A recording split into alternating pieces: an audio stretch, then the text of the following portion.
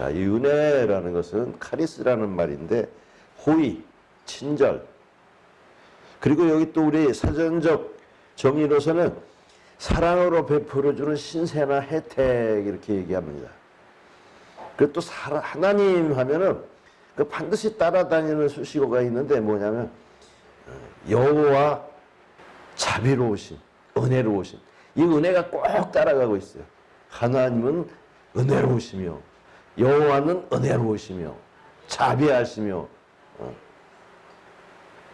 화를 안 내시고 용서하시며 반드시 은혜가 맨 앞에 나와요. 근데 사실은 오늘 본문 말씀처럼 은혜 보좌로 우리가 나아가자 그랬는데 보좌라는 것은 뭐냐면 왕의 자리거든요. 근데 은혜의 아주 중심에 있다라는 거예요. 하나님의 은혜.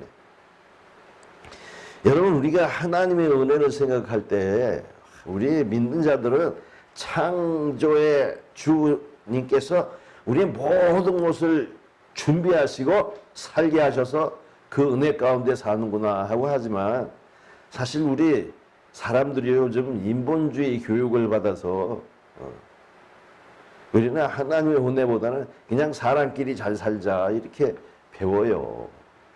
근데 우리가 우리의 삶 가운데 우리의 영역 밖에 하나님이 계시구나 하면서 하나님의 은혜를 생각하게 되는 거예요. 원래 여러분 서양에서 두 가지가 있는데 사실은 이 실존주의 철학 중에서도 무신론적 철학이 있고 유신론적 철학이 있어요. 그러면 하나님을 믿으면서 사람들의 상황을 알아가는 것이 있고 아예 하나님은 배제시켜 놓고 우리끼리 잘 살자 하는 그런 것이 있어요. 사실 이 인본주의가 휴머니즘이잖아요. 인간의 안에서 우리 잘해보자라고 하는데 근데 사실 하나님을 빼고 나면은 막히게 돼 있어요, 여러분. 잘 나가다가 막히게 돼 있어요. 그래서 철학하는 사람들도 하나님을 전혀 배제시킨 철학이 있고 실존주의, 유신론적 하나님을 인정하면서 하는 철학이 있어요. 근데 우리는 뭐부터 배워요? 사람부터 배워요. 여태까지 그렇게 배워왔어, 세상에. 그러니까 문제가 많은 거예요, 여러분. 왜냐하면 이 은혜의 근원은 하나님이시기 때문에 그래요. 우리 창조를 한번 생각해 보십시다. 세상의 모든 만물을 만드실 때 모든 걸 다 만들어 놓으시고 그 다음에 마지막에 하나님께서 우리를 진흙으로 지으시고 그리고 생기를 부어놓으셔서 영생을 살게 하셨단 말입니다. 모든 걸 다 구비해 놓고 우리 인생들에게 뭐라고 하셨어요? 너희는 이것을 다스리라 그랬잖아요. 거기 만물의 영장으로 세워놓으신 거예요. 하나님의 형상을 따라 만드시고 하나님처럼 그 자기 자신의 이 세상의 주인인 것을 가르쳐 주신 거예요, 여러분. 여러분, 사실은 하나님처럼 인생을 사랑하는 분이 없는 거예요. 그래서 이 계명에서도 첫째는 하나님을 사랑하고 둘째는 내 이웃을 내 몸처럼 사랑하라 이랬었거든요. 그러니까 하나님께서는 하나님은 나를 사랑하라 그런 것이 아니라 나보다도 너희가 먼저 사랑받아야 된다 이렇게 하고 가르치시는 거예요. 근데 우리는 그것을 빼놓으니까 삭막한 인생들이 돼버리는 거예요. 그래서 이 창조에서도 모든 걸 다 구비해 놓고 우리 인생들에게 자, 이거 내 것이니까 네가 잘 알아서 다스리고 살아라 이렇게 주인 되게 하셨단 말이에요, 여러분. 할렐루야. 하나님이 우리를 주인 되게 하셨다니까. 세상의 주인이 되게. 근데 너무 교만해가지고 하나님 없이 우리 주인 되려고 하니까 문제지. 여러분, 하나님은 창조주이신 걸 알아야 되고 우리는 피조물인 걸 알아야 돼요. 근데 그 중에서도 또 은혜를 베푸시는데 하나님의 말씀을 불순종해주고 선악과를 따먹고 정령 죽으리라 하는 그 벌에 들어가 있는 인생 아담과 하와에게 그래도 또 하나님의 은혜를 베푸셔가지고 그 자리에서 그냥 멸망시킨 것이 아니라 여러분 영생만 뺏어 놓으셨어요. 영생만. 영생을 뺏기고 세상으로 쫓겨나면서 우리 하나님께서 기회를 주신 거예요. 아니 선악과를 따먹으면 죽으리라 그랬는데 그걸 따먹고 당연히 죽어야죠. 하나님이 한번 말씀하시면 그대로 되는 것이에요. 그러나 하나님이 사랑계시기 때문에 유예기간을 둔 거예요. 너희들이 세상에 나가서 이 생명의 나를 살면서 그 날이 다하기까지 하나님의 은혜를 잊지 않고 회개하고 돌이키는 자에게는 영생을 주겠다 하신 거예요. 그게 엄청난 은혜예요. 그래서 우리가 죄를 지면은 유예기간을 둬서 유예 몇 년을 하면 그동안에 잘하고 있으면 이 교도소에 안 들어가고 그냥 무마시켜주는 거잖아요. 마찬가지예요. 우리 하나님께서 그렇게 어마어마한 용서와 사랑을 가지고 우리를 기다리고 계시는 거예요. 아십니까? 그뿐만이 아니라 여기 본문에도 때를 따라 돕는 은혜를 얻기 위하여 우리가 은혜의 보좌 앞에 담대히 나가자. 때를 따라 도우시는 하나님. 하나님께서 이 에덴 동산에 있을 때만 우리를 도우신 것이 아니고 쫓아내서 이 땅에 보내셨으면서도 계속해서 우리를 돕고 계시다라는 사실을 알고 계셔야 됩니다.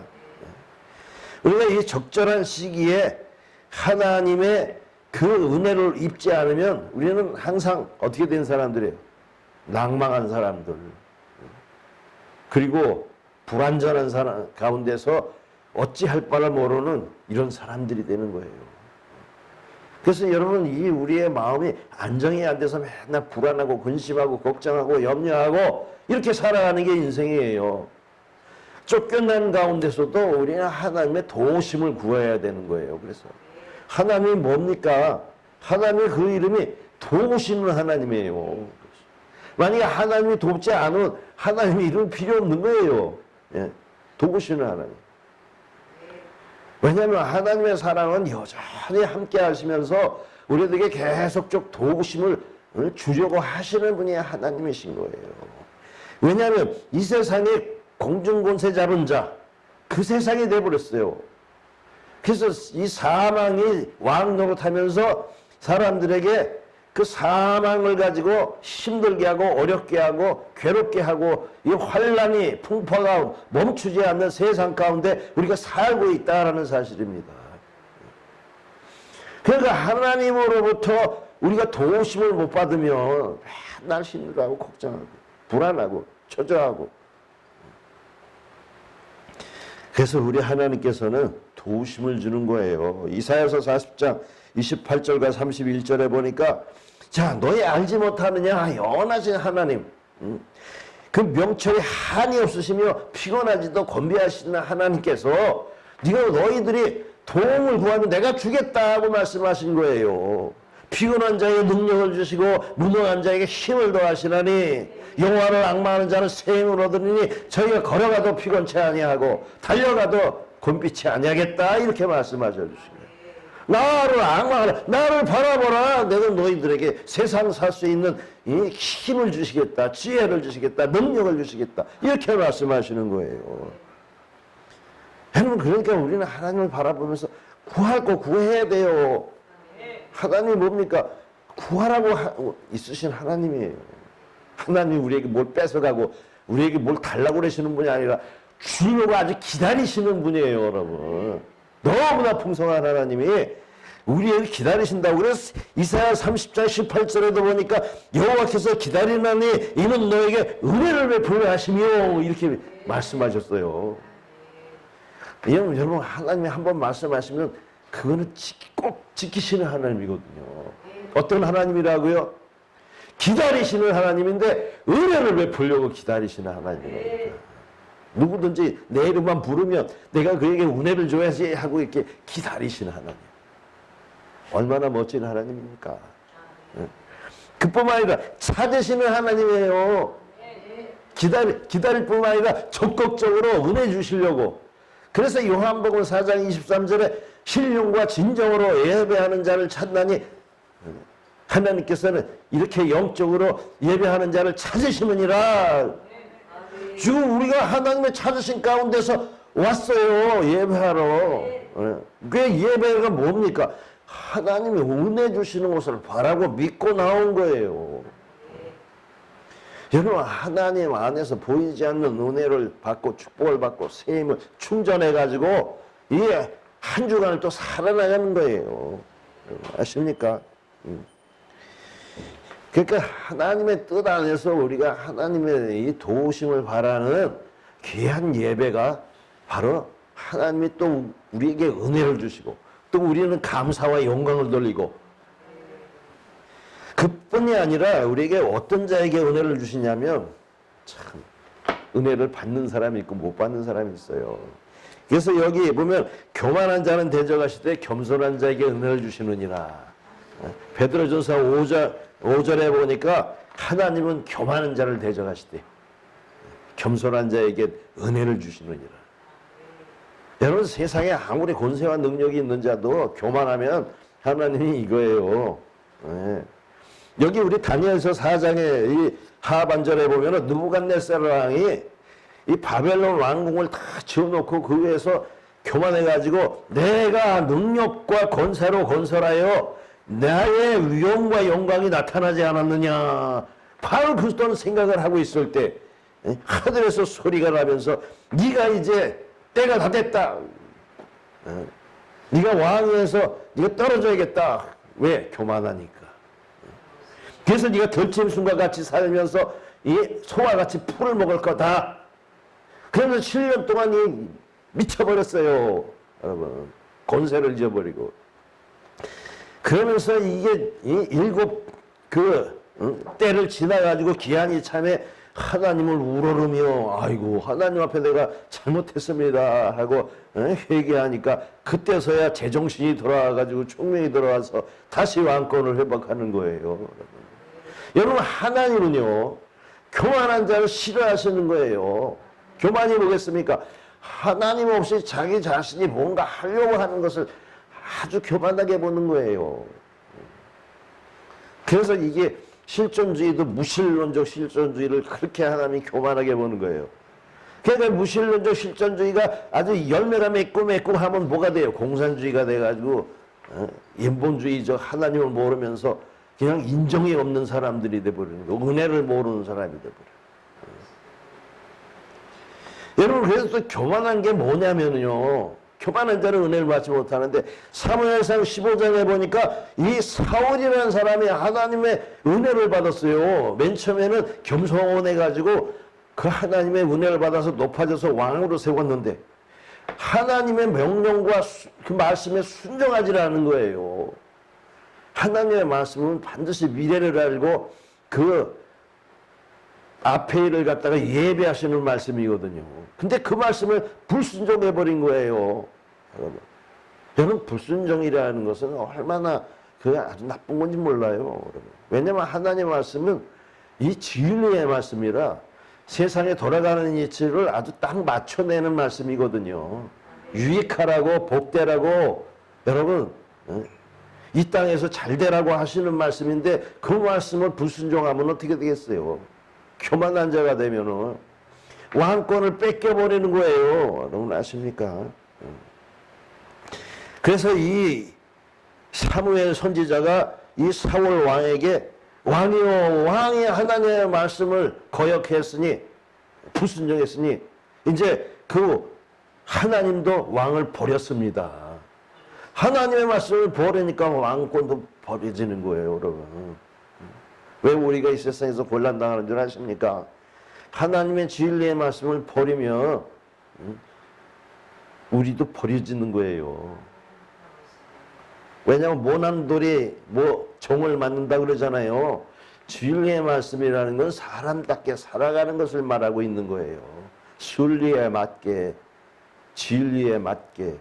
해나 달과 별들은 하나님의 말씀에 순종해서 아침에 이 해가 뜨고 밤에 지고 달은 또 밤에 이거 다 하나님의 진리의 말씀에 순종하는 것들이에요. 근데 인생만이 자의가 있다 그래가지고 자기 마음대로 그냥 행하다 보니까 자기 마음대로 행하는 사람은요 당연히 잘못될 수밖에 없어요. 이 겸손한 자들이 뭐냐면 하나님의 말씀에 따르는 사람들이 겸손한 거예요. 하나님이 불의하라 하십니까? 의로운 것을 행하고 은혜를 서로 받고 나눠주고 서로 사랑하고 이해하고 용납하고 이 좋은 것들을 하면 여러분 행복해지는 거예요. 자기 독단적으로 자기 좋아하고 자기 고집대로 자기 중심적으로 살려고 하니까 악한 꾀를 내고 불법을 행하다 보니까 잘못 사라지는 거고 불행해지는 거예요. 이 하나님의 이 성경에 기록된 모든 자들은 하나님 앞에서 겸손한 자들이었어요. 그래서 은혜를 얻은 거예요. 은혜가 다른 것이 아니에요. 하나님의 말씀에 순종하는 자들은 은혜를 얻는 거예요. 아브라함도 하나님의 말씀에 순종해서 야, 넌 너의 아비 집을 떠나라. 우상 숭배하는 너의 아버지의 집을 떠나고 말씀을 쫓아가라. 말씀을 쫓아갔어요. 여러분 겸손하게. 그러면 내가 너 이 한 사람을 통해서 이 하늘의 별과 같이 땅의 모래와 같이 그 자손들을 많게 하리라. 그래서 아브라함을 통해서 이스라엘이라는 나라가 이루어졌지 않았습니까? 겸손해서. 그러니까 하나님 앞에서 이 순종한 사람들의 삶을 다 기록된 것이 성경이에요. 겸손한 자들이에요. 그래서 이 모세 같은 사람도 마음이 온유하고 겸손해서 하나님 말씀하시면 예 했던 것이에요. 그러니까 훌륭한 지도자가 된 거예요. 그러니 우리의 다윗도 마찬가지고요. 하나님의 이름을 통해서 하나님을 높임으로 하나님의 의를 행함으로써 그래서 이 다윗 같은 시편에서는 뭐냐면 나를 가르쳐 주세요. 진리의 말씀으로 나를 가르쳐 주세요. 내 그대로 행하겠나이다 그랬어요. 그러니까 진리의 말씀대로 행하니까 그가 축복을 받고 그가 능력이 있고 그가 지혜로운 자가 돼버린 거예요. 여러분 예수님은 또 어떠셨습니까? 하나님의 아들 예수님이 이 땅에 오셔서 나는 마음이 온유하고 겸손하니 이렇게 자기 겸손함을 그래서 내 멍에를 메고 내게 벌으라 그리하면 너희 마음이 쉼을 얻으리라 그러셨잖아요. 아니 이거 수고하고 무거운 짐이 나는 힘들고 어려운 자들이 내게 와라 나를 본받으라. 내가 이렇게 겸손하고 온유하니 너희도 겸손하고 온유해서 하나님의 말씀에 순종해라 라고 하신 거예요. 그래서 예수님은 그 십자가를 지는 그 고통 속에서도 그 말씀에 순종해서 내 뜻대로 마음으시고 아버지의 뜻대로 내가 행하겠나이다. 그래서 영생을 얻은 것 아닙니까? 네. 순종하는 자에게 은혜를 주시는 하나님. 여러분 그래서 또 어떤 자가 은혜를 받냐면 계명을 지키는 자예요. 뭐 또 다른 말이 아니라 신명기 5장 10절에도 나를 사랑하고 내 계명을 지키는 자에게 내가 천대까지 은혜를 베푸느니라. 신명기만 아니라 출애굽기에도 똑같은 말이 있는 거예요. 하나님의 계명을 지키면 천대까지 은혜를 주시는 거예요. 왜 계명이 왜 있겠어요? 거기서 은혜가 나오는 거예요, 여러분. 네. 아니 하나님의 진리의 말씀에 순종하고 또 두 번째 부모에게 순종하고 공경하고 사람들에게 은혜를 나누는데 그 사람이 복을 안 받게 되겠어요, 여러분? 여기서 벗어나니까 문제가 되는 거예요. 그렇다고 해서 이게 죄인에게도 하나님의 은혜를 뿌리치라요? 그렇지 않습니다. 죄인들에게도 돌이켜 회개하는 자에게 반드시 은혜를 주시는 거예요. 하나님이 꽁해가지고 사람들처럼 너는 안 돼 그래 그냥 무슨 짓을 해도 안 돼 그러는 것이 아니라 아무리 죄를 졌어도 하나님 앞에 회개하고 돌이키면 하나님 그때 아주 즉석으로 은혜를 주시는 거예요. 이 로마서 5장 20절에도 보면 율법에 들어오는 것은 죄를 더하게 하려 함이나 죄가 더한 곳에 은혜가 넘쳤나니 그랬어요. 죄를 많이 해서 힘들고 어렵게 살던 이 사람에게 하나님이 죄의 용서를 구하는 자에게 죄를 사해 주시고 은혜를 아주 그냥 전에 안 줬던 은혜까지 아주 한꺼번에 해주시는 하나님이에요. 여러분 그 아버지에게 재산을 가지고 세상에 나가서 탕진해 놓고 둘째 아들 말입니다. 아이고 내가 죽었다가 살았으니 그래서 여태까지 그냥 없던 것까지 여태까지 못 받은 사랑까지 다 주는 하나님이란 말입니다. 예. 그래서 이게 역대하 32장에 보면은 시스야가 병들어 죽었어요. 그러니까 하나님 앞에 기도하니까 은혜를 얻어서 살아났는데 이게 하나님의 은혜를 잊어버렸어요. 보답하지 않고 교만해졌어요. 그러니까 하나님께서는 그 왕과 백성들을 아주 힘들게 하셨어요. 병을, 전염병을 나게 하고 전쟁이 나게 하고. 그러니까 이 교만한 마음을 히스기야가 하나님 앞에 뉘우치고 백성들도 같이 함께 회개했으니까 하나님이 진노를 그쳐서 그 전체 생전에 어려움을 당하지 않도록 하신 거예요. 아십니까? 그래서 시편 77편 7절에도 주께서 영원히 버리실까? 다시는 은혜를 베푸지 아니하실까? 그가 베푸실 은혜를 잊었는가? 노하심으로 그가 베푸실 긍휼을 그치셨는가? 이것이 나의 잘못이구나. 그러면서 내가 하나님의 은혜의 일들을 기억하고 아버지 하나님께서 주신 그 귀한 일들을 다시 생각해 볼 때 바로 그때 하나님께서 은혜를 주시는 거예요. 그래서 시편 86편 10절에 15절에 보면 그러나 주여 주의 은혜 저는 긍휼히 계시며 은혜를 베푸시며 노하기를 더시하시며 인자와 정신이 풍성하신 하나님이시오니 내게로 돌이키사 은혜를 베푸소서. 내게 은혜를 베푸셨다라는 거예요, 여러분. 내가 죄악 중에 아주 그냥 여러분 하나님이 우리에게 죄의 벌을 내리시는 것이 아니라 내 안에 죄가 있으면 그 죄가 벌을 끌어들이는 거예요, 여러분. 하나님 우리 미워서 벌 주는 게 아니라 자동으로 그냥 이 검은 걸 내 안에 있으면 검은 게 암덩어리에 대해서 그냥 퍼져나가는 거예요. 그렇게 아주 시스템이 그렇게 돼 있다니까요. 그게 진리의 말씀이에요. 진리에서 벗어나면, 악을 행하면, 죄를 행하면 스스로가 아주 죄를 받아들인 게 이 어려움을 받아들이는 거예요. 곤란과 한란을 받아들이는 거예요. 하나님이 일일이 죄진 사람 쫓아다니면서 벌 주는 게 아닙니다. 그래서 잘못을 인정하고 회개하는 자들에게는 그 즉시로 풀어주시는 하나님이시에요. 인자하신 하나님. 그리고 또 우리가 예수님을 믿는 것은 뭐냐 하면 은혜 위에 은혜를 믿는 거예요. 여러분 이거 뭐 아십니까? 참 멋지신 하나님이에요. 여러분 이스라엘이 하나님의 은혜를 얻어서 아브라함의 그 혈통을 가진 사람들에게 계속 은혜로 대해주셨어요.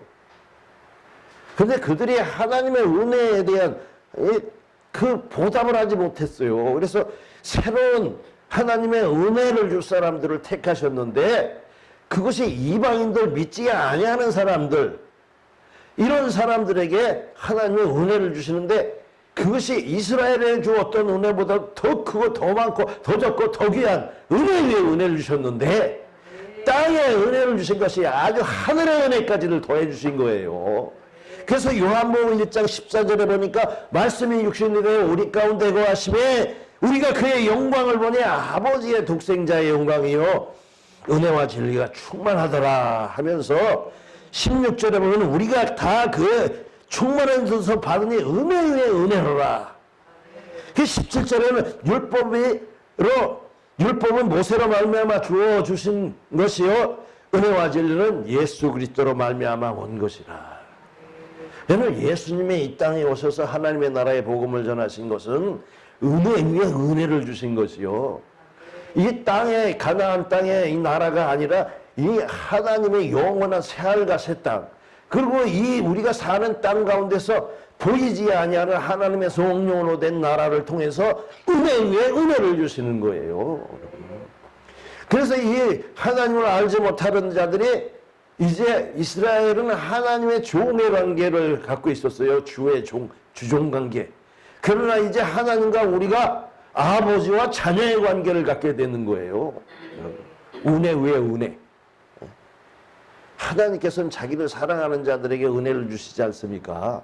근데 주의 종, 하나님의 일을 하는 종에게도 은혜를 주지만 이제 하나님에게서 난 거듭난 자들을 통해서 하나님의 사랑하는 자녀들에게 주신 은혜는 더 크고 더 아름답다라는 것이에요. 우리가 하나님 앞에서 하나님 큰일 할게 나 은혜 주세요 그러는 게 합당하겠습니까? 아니면 하나님 아버지니까 나 은혜 주세요 그런 게 더 합당하겠어요? 아니 자녀들에게 주시는 게 더 합당하지.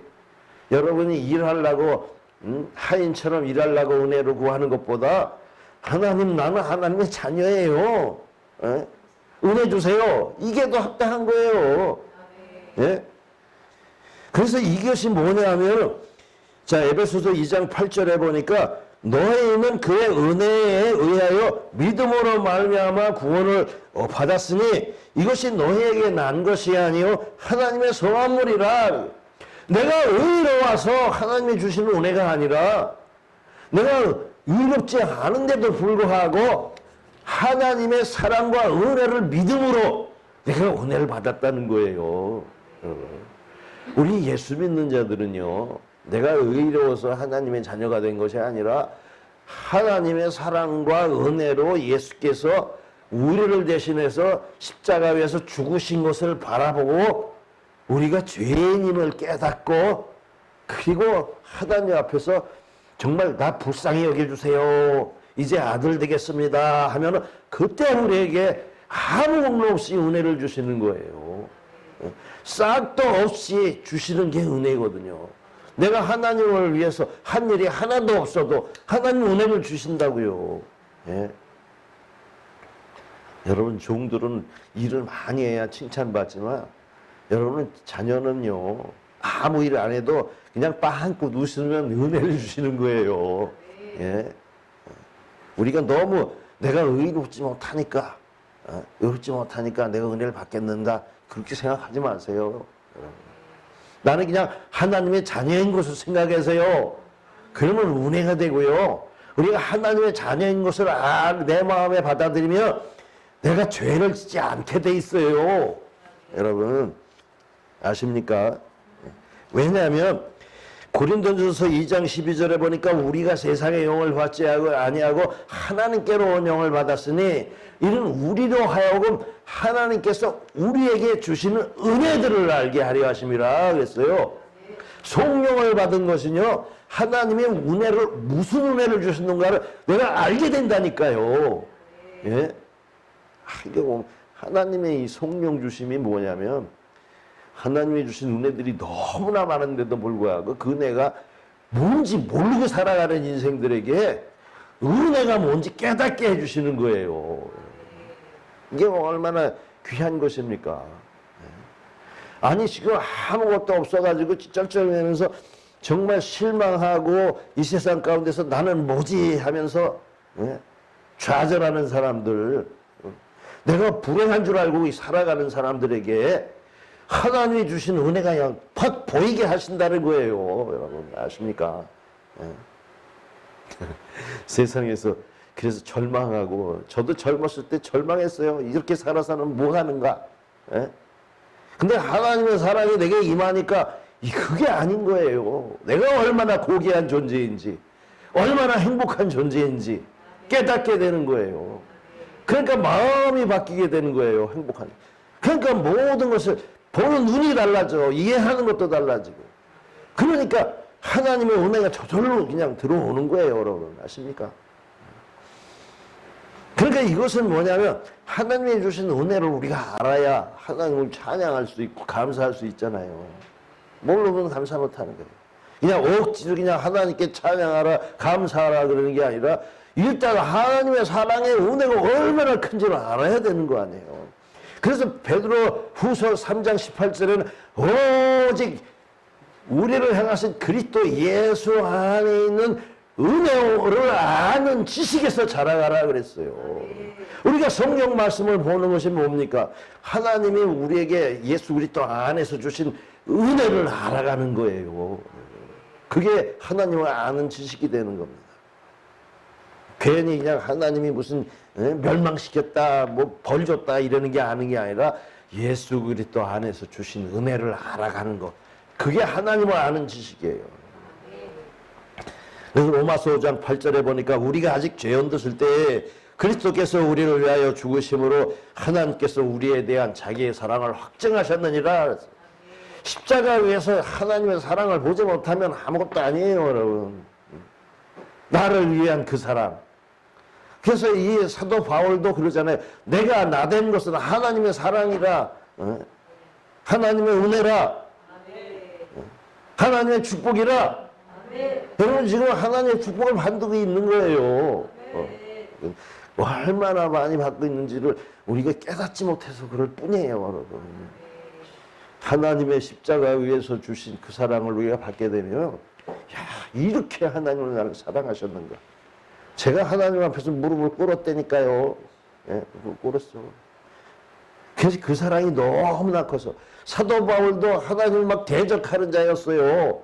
하지만 그 사랑이 너무 커서, 그래서 그 은혜 때문에 복음을 전하게 된 거예요, 여러분. 괜히 전한 게 아니에요. 그 은혜가 너무 커서. 사실 시편 37편 21절에 보니까 악인은 꾸고 갚지 아니하나 의인은 은혜를 베풀고 주는도다. 여러분, 우리가 하나님의 은혜를 받았으면 하나님의 은혜를 베풀어야 되는 거예요, 여러분.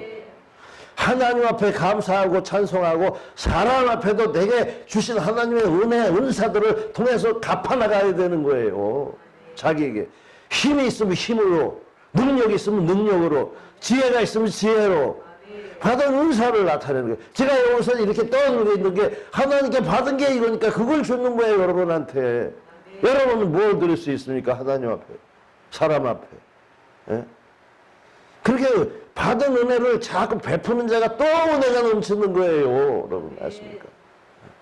가만히 담고 있으면 사해처럼 썩어버리는 것이고요. 그래서 사도행전 20장 24절에 보면 사도 바울이 나의 달려갈 길과 주 예수께 받은 사명 곧 하나님의 은혜의 복음을 전하는 일에는 나의 생명을 조금 더 귀한 것으로 여기지 아니하노라 하면서 그가 얼마나 힘들고 어려운 곳에도 그 은혜 때문에 이 복음을 전하고 삶을 마치는 거예요. 여러분, 여러분과 함께 하시는 하나님의 은혜가 너무나 큰 것입니다. 그 은혜를 알아가는 그것이 기쁨이고 즐거움이고 행복이 되는 거예요. 근데 뭐 전에만 은혜를 주신 것이 아니라 지금도 계속해서 주는 거예요. 누구든지에게. 고린도후서 6장 2절에 보니까 이르시되 내가 은혜 베풀 때 너에게 듣고 구원의 날에 너를 도왔다 하셨으니 보라 지금은 은혜 받을 만한 때요. 보라 지금은 구원의 날이로다. 그전에만 나를 사랑하신 것이 아니라 지금도 나를 사랑하고 계시고 앞으로도 나를 사랑하고 계실 그분의 은혜를 우리 생각하십시다. 마음이 막 뜨거워지지 않습니까? 내게 주실 은혜가 얼마나 많은지. 여러분, 하나님의 은혜는 다함이 없어요. 포도 끝이지가 않는 게 하나님의 은혜예요. 우리가 마지막 생을 맞춰서 우리가 정말 늙어서 이 육신이 후회해지고 그때도 우리의 영혼은 새로워지는 거예요. 하나님의 은혜로. 걱정이 없이. 사람들은 자기의 육체를 바라보면서 실망하고 낙담하고 우울증에 걸려가요, 여러분. 자기 영혼의 피폐함을 통해서. 그러나 하나님의 은혜를 받은 자들은 그 영혼이 새롭게 되며 풍성하게 돼서 거기서 믿음을 통해서 이 죽음이 두렵지가 않은 것입니다. 무슨 공황장애가 있겠어요? 무슨 우울증이 있겠어요? 하나님의 사랑 안에서 기뻐하는데, 믿음으로 충만한데. 그러니까 우리 하나님 앞에서 겸손하시고 하나님 앞에서 은혜를 받읍시다. 지금 우리가 하나님 앞에 예배하는 이것이 바로 하나님의 은혜를 찬송하는 것이에요. 그래서 요나서 2장 8절에도 보면 거짓되고 헛된 것을 숭배하는 모든 자들을 베푸신 은혜를 잊어버린 자들, 예배 안 드리는 자는 하나님 앞에 은혜를 모르는 자고, 지금 나는 감사하는 목소리로 주께를 제사 드리며 소원을 갖겠나이다. 구원은 여호와께 속하였나이다. 지금 우리가 예배하는 이것이 하나님의 은혜를 그냥 감사합니다, 고맙습니다 하는 이 찬송과 그리고 우리의 심령으로 하나님 앞에 드리는 거예요. 보답을 하는 거예요. 이것을 하나님이 기뻐하시는 거예요. 기도합니다.